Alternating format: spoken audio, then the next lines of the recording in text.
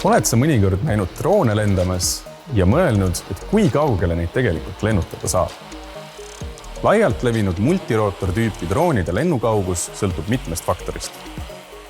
Kui arvestada ainult õhusõiduki kiirust ja aku vastupidavust, võiks lennutada moodsamaid droone kuni 15 kilomeetri kaugusele ja tagasi.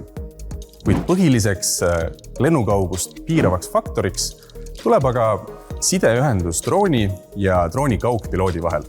Just, sa kuulsid õigesti. Iga droonilennutaja on tegelikult ka piloot. Aga tagasi raadioside juurde. Enamus droone kasutavad sidepidamiseks raadiolaineid sagedusega 2,4 kuni 5,8 GHz. Sellised sagedused aga sumbuvad kergesti erinevates füüsilistes takistustes. Lisaks häirib ka raadiosidet Wi-Fi ruuter, mis toimetab samas sagedusalas.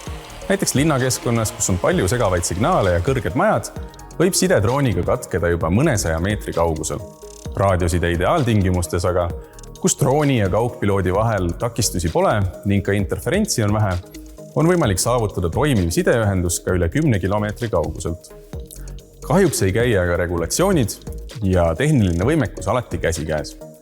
Euroopas kehtivad hetkel reeglid, mis määravad, et drooni lennutades tuleb sellega alati silmsidet hoida.